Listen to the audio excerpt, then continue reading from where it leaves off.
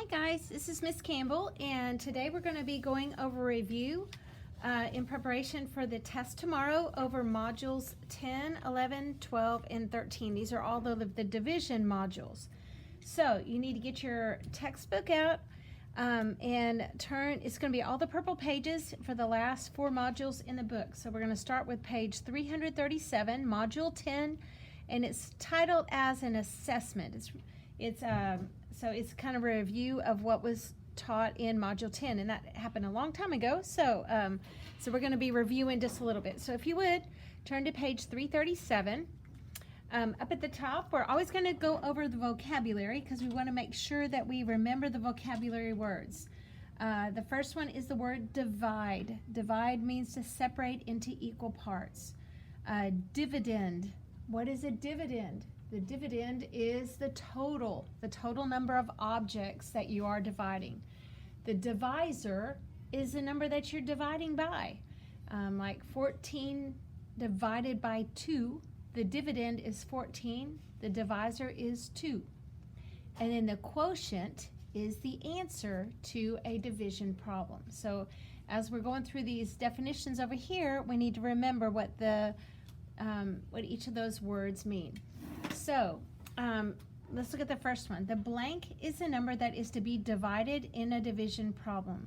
So which number is to be divided in a division problem? Write that in. Is it a divide? Is it a dividend? Is it a divisor? Or is it a quotient? The number that is to be divided. So the total amount, what one is it? If you said dividend, you are right. The dividend, E-N-D, dividend is the number that is to be divided in a division problem. You blank when you separate into equal groups. What is that? Is that you divide when you separate into equal groups, you divisor when you separate into equal groups, or you quotient when you separate into equal groups? Well, the only one that makes sense is divide. So you divide when you separate into equal groups. Okay, now we're going to kind of zoom through this quickly. We're not going to do every problem because there's 4 of these modules that we have to go through. So I'm going to go ahead and scoot on down. I want you to do on your own in a little bit. This will be part of your homework for today. Is I want you to do number 6. We're going to do number 7. It says here, make an array, then write a division equation. So there are 28 tiles in 7 rows. So there's 1, 2, 3, 4, 5, 6, 7. And you're going to 8, 9, 10, 11, 12, 13, 14. Oh, I'm doing, 15, 16, 17, 18, 19, 20, 21, 22, 23, 24, 25, 26, 27, 28. Okay, so there we have an array with our 28 tiles. They're in 7 rows. There's 7 rows going across. So we can say 28, we have to write a division equation. 28 divided by 7 equals what? Well, how many rows are there? Or how many's in each row? 1, 2, 3, 4. So that answer would be 4. Now these are showing you the 3 different ways that you can do all of these division problems. You can draw an array out like this. If you have the division problem or you have the numbers that you can work with to find the answer. Okay, another way you can do it is to do repeated subtraction. If you have 36 minus 9 is 27. 27 minus 9 is 18. 18 minus 9 is 9. 9 minus 9 is 0. So what would your division problem be on this?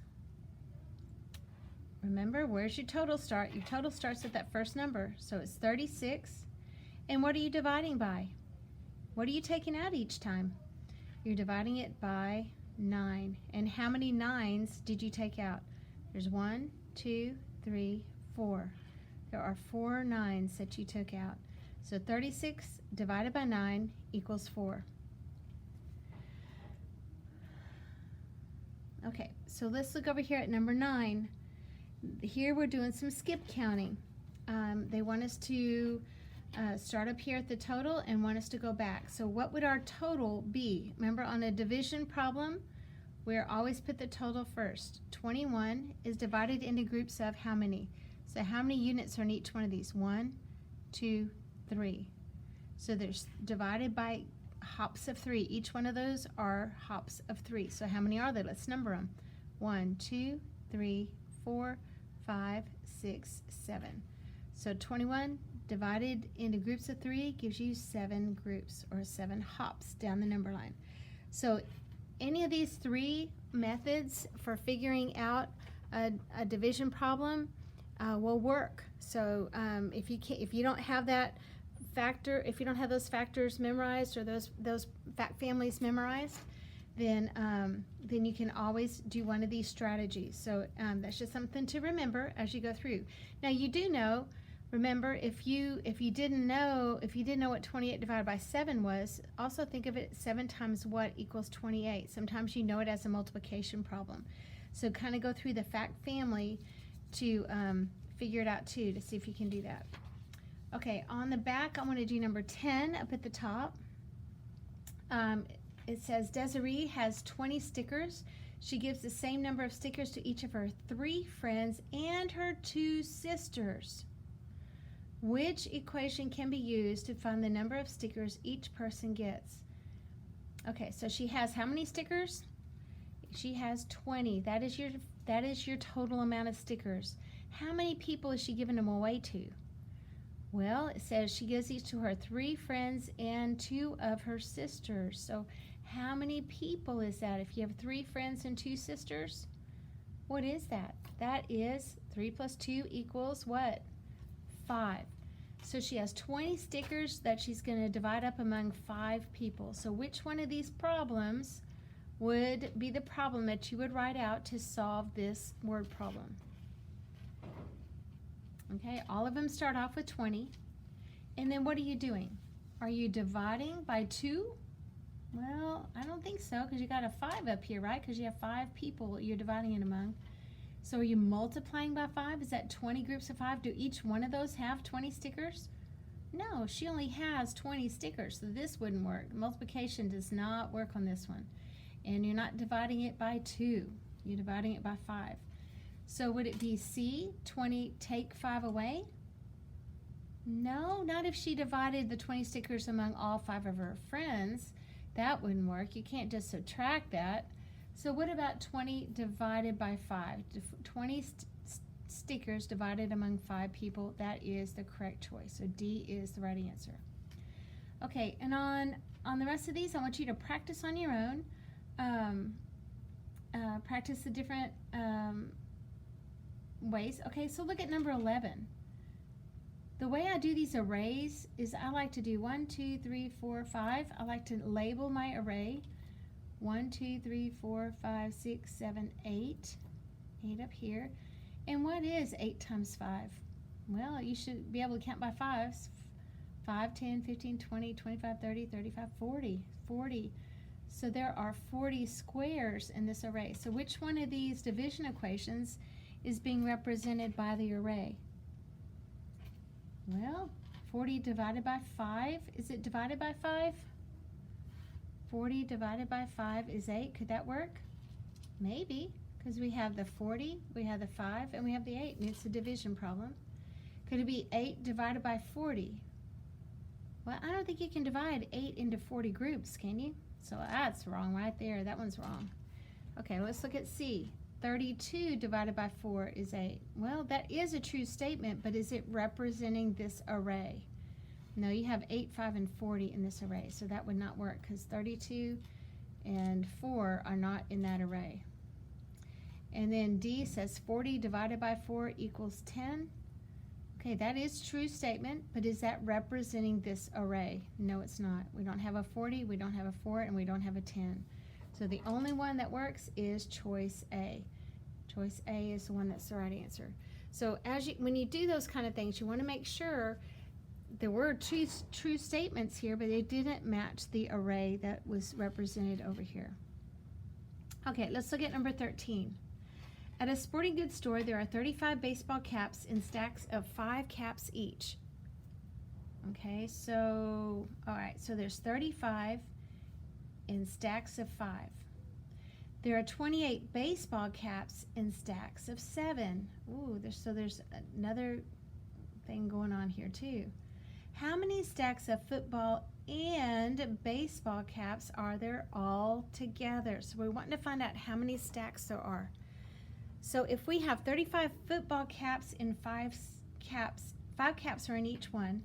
We have a total of 35. We're going to divide it among 5 caps in each stack. So how many stacks are we going to have? Well, what is 35 divided by 5?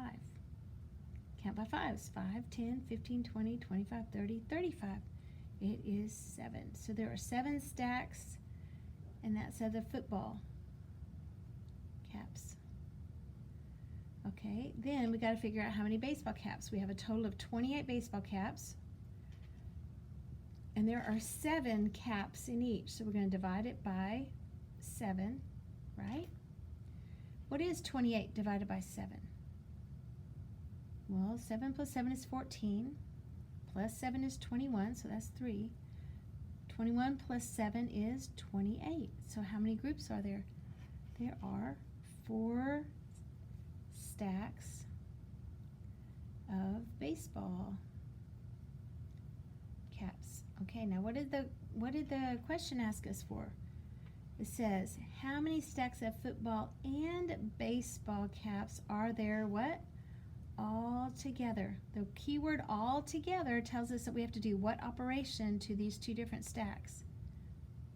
If you said add, that is correct. So we're going to add 7 plus 4. What is 7 plus 4? It is 11. So there are 11 stacks in all. All right, and then over here on the bubble grid, you got to remember, this is the decimal where the ones place starts right to the left. If the answer is 11, you have a 1 in the ones place and a 1 in the tens place and a 0 in the hundreds place. You have no hundreds. So many third graders I see just go in there and mark 1, 1, and then leave this blank. Well, that counts as 110 when the computer sees it. They don't know that you wrote over here and you said 11. So make sure when you bubble it in that you bubble in with the correct place value. Look for that decimal, which is that period right here to the left of it. That's the ones place and that's the tens place. So make sure you put your numbers in the correct spot. Okay, let's move on to Module 11 assessment. That's on page 357, so flip on back a few pages.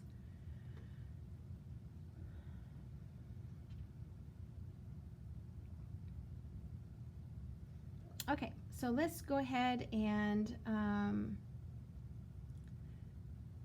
let's look at the top part here. We have divisible. That means that you're able to divide or to break apart a number evenly. That's what divisible means. Inverse operations are like division and multiplication. Those are opposites. Inverse means opposites, just like addition and subtraction are inverse operations. Related facts are like what we like to call fact families, where all the multiplication and division numbers are the same, like and we'll talk a little bit more about that down here. It's like here where you have 48, or 4 times 8 is something, 8 times something is 32, 32 divided by something is 8, 32 divided by 8 is something, and that would all be fact families. All the answers in, let's just jump ahead and do this one. So 4 times 8 is 32. So 8 times what equals 32? Remember, you can flip-flop the factors, right? 8 times 4 is 32. Do you see how this one also has just 4, 8, 32? 8, 4, 32, okay? And then here you have 32 divided by 4 equals 8. Again, you have 4, 8, and 32. And 32 divided by 8 equals 4. You have 4, 8, 32. This is called, these are all related facts, or as I like to call them, fact families. So let's look at these definitions up here. A number is blank by another number if the quotient, which is the answer to a division problem, is a counting number, and the number can be divided into equal groups. So if you can divide a number up into equal groups, and there's a number that you would come up with at the end, it is divisible. A number is divisible by another number if the quotient or the answer to a division problem is a counting number and the number can be divided into equal groups. Like here, this is a number is divisible by another number. So 32 is divisible by 4 if it can be divided into equal groups. It's divisible into 8 equal groups, using the example down here. Okay, then what are a set of related multiplication and division equations? So what would this be called? Where they have the same numbers, it's the same fact family, or the same what? Which one of these words up here? Would it be inverse operations or related facts? Well, it would be related facts. The related facts are sets of multiplication and division equations. Okay, so when you have a second, I want you to go ahead and do these other two fact families, or the other two related fact problems here. In Module 11, we learned about the division by 1 rule, that if you have 2 divided into groups of 1, you're going to have 2 groups, okay? Or if you have nothing and you divide it into 7 groups, you're still going to have nothing in each group. So the 0, any number divided by 1 is that number. Any number divided, any 0 divided by a number is always going to be 0. And then remember, when you have the division problems written with a little table like this, that this is the total. 10 divided into 10 groups gives you how many in each group? 1, and the answer goes up on top. Just like 6 divided into groups of 1 gives you how many groups? Gives you 6 groups. Okay, now this is something I was kind of glancing at your test earlier. There's a lot of questions there's several questions on odd or even. Remember, when we multiply, that the answer to it is a product, right? The answer to a multiplication problem is a product. And when we were on Module 11, we talked about if you multiply an even number times an even number, are you going to get an even or an odd number as an answer? You're going to get an even number, like 2 times 2 equals 4. 4 is even, isn't it? 2 groups of 4, you can divide that up evenly. 2 and 2. 2 and 2 is 4. Okay, so if you multiply an even times an odd number, so let's see, how about 2 times 5? Okay, if you have 2 groups of 5, is that an even number or an odd number? The number is what? 10. Is that even or odd? Ends with a 0, so it would be considered even. And then here, if you have an odd number times an odd number, like a 5 times a 3, what is that going to be? What is 5 times 3? 5 times 3 is 5, 10, 15. Now, is 15 an even number or an odd number? It is an odd number. So the only time an answer is going to have an odd number when you're multiplying is if it's odd number times an odd number. All the rest of the times it's going to have an even answer. So when you're looking at these kind of things, all you have to tell on these whether it's going to be odd or even on these questions. So number 10 says 8 times 22. Well, 8 and 2 are both what? Are they even or odd? Look at my chart over here, and I hope you did a chart also. You have even times an even, so the answer is going to be what? Even, okay? All right, here you have an what? A 1 and a 0. So the 1 is what? Odd. The 0 is even. So you have an odd times an even, or an even times an odd. So what's the answer going to be? It's going to be an even number as well. Okay, here you have a 3 and a 7 in number 12. Is the 3 even or odd? That's odd. Is the 7 even or odd? It's odd. So if you have an odd number times an odd number, what's your answer going to be? Your answer is going to be odd.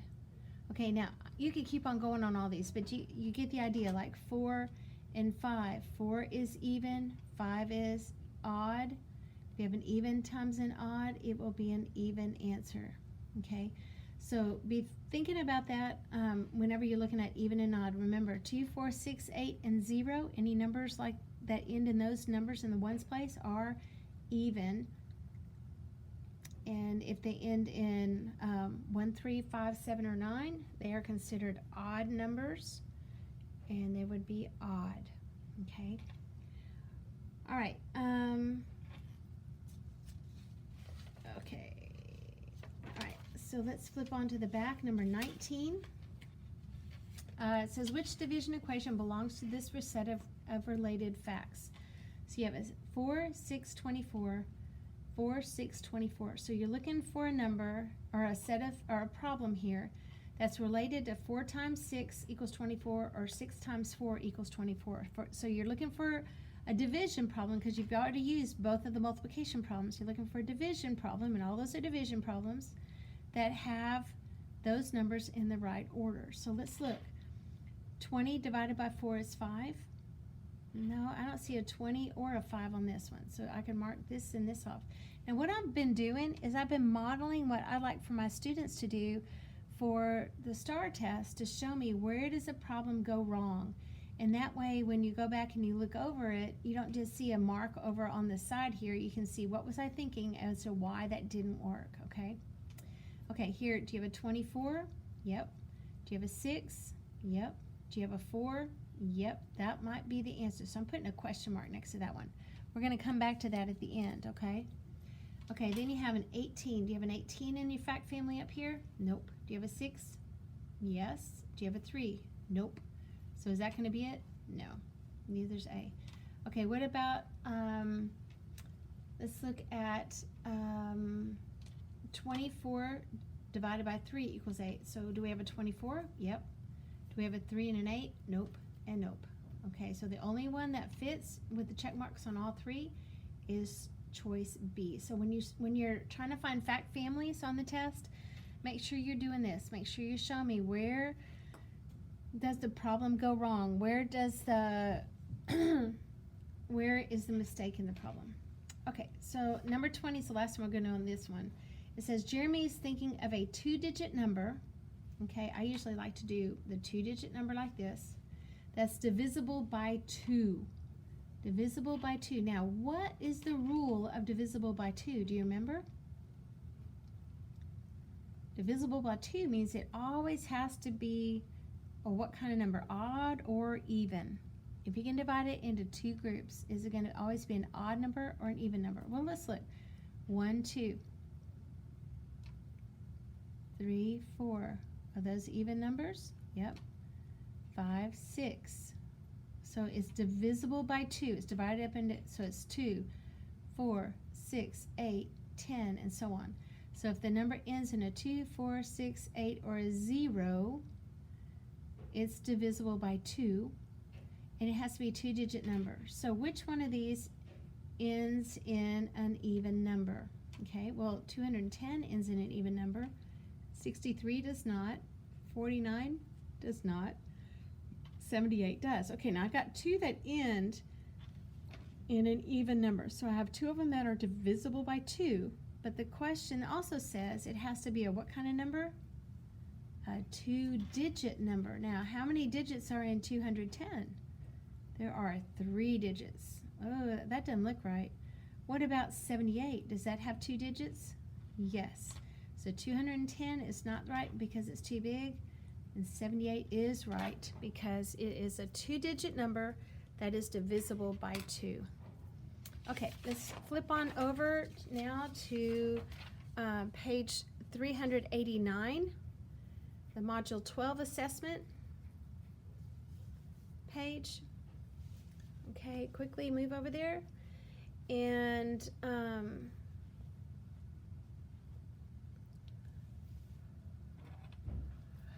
let's look at some of these problems. I'm just going to pick a couple of them. They're trying to show you some related facts here, or some fact families here, like on number 3, 10 times something equals 50. How many 10s are there in 50? 10, 20, 30, 40, 50. There are 5. And then 50 divided by 10 is 5. And so you can see that's a multiplication factor. They're all using the same digits, the same numbers, and that's a part of related facts, okay? And you can practice on those others as well. Also, I wanted to remind you down here at the bottom, like on number 11, remember the total or the dividend is underneath the house. 35, the divisor, the number you're dividing by, is the one sitting right in front of it. So 35 divided by 5 is what? 7. Remember, the answer goes on top. 24 divided by 4 is what? 6. And you can work on these problems. It would really help your recall on the facts and stuff, your division facts and multiplication facts, if you practice through those. So please go through those and work some of those problems out as a review. And then the other one I wanted to do on the back here was number 16. So flip over to 390. Number 16 says Gabriella made 5 waffles for breakfast. She has 30 strawberries and 40 blueberries to put on top of the waffles. Yum. She will put an equal number of berries on each waffle. How many berries will Gabriella put on each waffle? Okay, I want you to pause the video and I want you to try to figure this out. And then when you figured it out, I want you to turn the video back on because I want you to try to do some of these on your own, because when you get your test, you're going to have to do it on your own. So pause the video.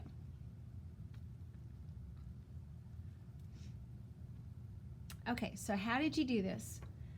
Okay, if she has 5 waffles, she's going to divide those 30 up among those 5 waffles, right? So my problem here is going to be 30 divided by 5 equals how many strawberries? 30 divided by 5, 5, 10, 15, 20, 25, 30, 6. 6 strawberries.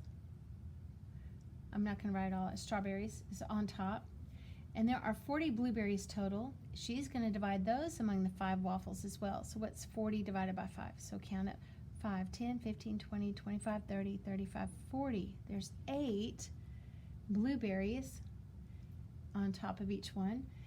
But the question says, how many berries will Gabriella put on each waffle? So what's the total number of berries? We have 6 strawberries. You have 8 blueberries. So how many berries are there? You're going to add those, aren't you? What is 6 plus 8? 14 berries are going to be on each of those waffles. Now I want to show you something though. If you would have stopped too early and said, oh, there's 6, there's my answer. Or, oh wait, here's 8, here's my answer.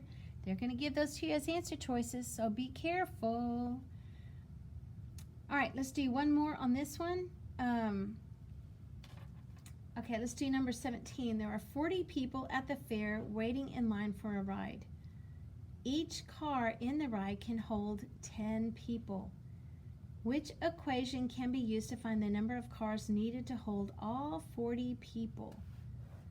Okay, so they're dividing it up into groups of what? Each car on the ride can hold 10 people. So one car equals 10 people, and there are 40 people. So which one of these equations would help you to figure out how many cars they would need to hold all 40 people? Would it be 40 take 10 away? No, because that's like if 10 of them decided not to go on the ride. I don't think it's going to be a minus or a subtraction problem.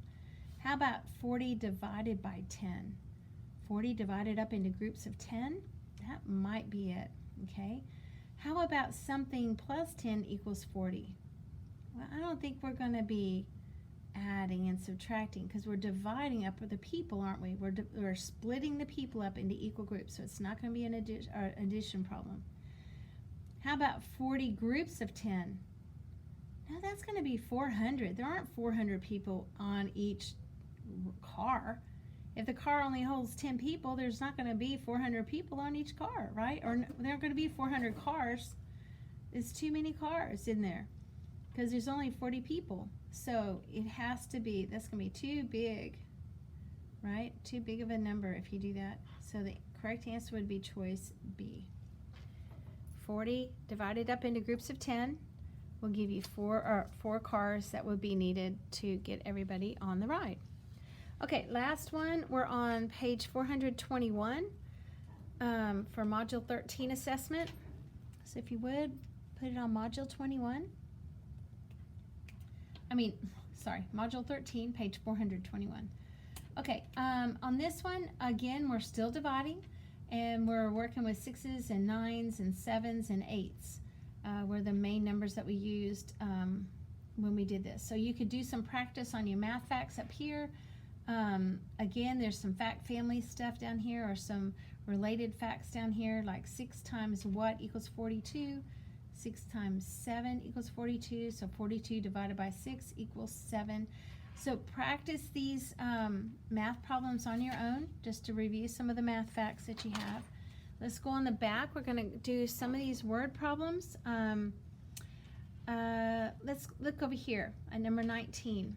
It says there are 56 students at a basketball camp. The coaches put 8 players on each team. How many teams did they make? Okay, so they even drew the grid here. There's 56 on there. How many, there's 8 players on each team. So 1, 2, 3, 4, 5, 6, 7, 8. There's 8 players on each team. There's 56 total. So how many is on each team? So you can just count it up. So think about it. What times 8 equals 56? 1, 2, 3, 4, 5, 6, 7. There's 7. 7 times 8 equals 56, right? So the question, though, is there are 56 students. The coaches put 8 players on each team. So you're going to divide by 8. And what are you going to get the answer of? And I tell my kids, I have a rhyme for that. It's 5, 6, 7, 8. Okay, so 56 it's going to be divided by 8 equals 7. So it'd be 7 would be your answer. Okay, number 20. Tristan bought 14 tickets when he arrived at the fair. Then he bought an additional 7 tickets to go on his favorite ride. The ride costs 7 tickets.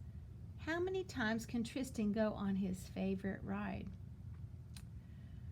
Okay, so if he buys 14 tickets, how many times can he ride his favorite ride if it costs 7 tickets per ride? What's my problem going to be? That's my total, 14, divided by how many tickets? 7 gives you how many rides does he get? How many 7s are in 14? 2, right? So he gets 2 rides with the first set of tickets that he buys. But then he goes and he bought an additional 7 tickets to go on his favorite ride again. So he had another 7 tickets, so he goes on one more ride. So how many rides does he go on? You're going to add those 2 up, right? 2 plus 1 equals 3. He'll go on 3 different times he can go on his favorite ride. All right, so go back over these pages, do some of the ones that we didn't do it together as practice and as review. And when you're doing your test tomorrow, just make sure that you are paying very close attention to word problems. Look for the word not. Sometimes it'll say which one is not the right answer, or there'll be 3 that are true and 1 that'll be false. So make sure you're paying real close attention. Make sure you're drawing out using strategies. I want to see a lot of work on your test paper or on your scratch paper and stuff. I don't want to see just a blank piece of scratch paper. I want to see that you've worked it out, that you've thought it through, and you haven't just guessed on the answer, because you don't want to do that, because this is counting as a grade for the end of our grading period, which ends on tomorrow, Friday. So I hope y'all have a great day. I hope the video hadn't been too long, and I sure do miss all y'all. I'll talk to you later. Bye.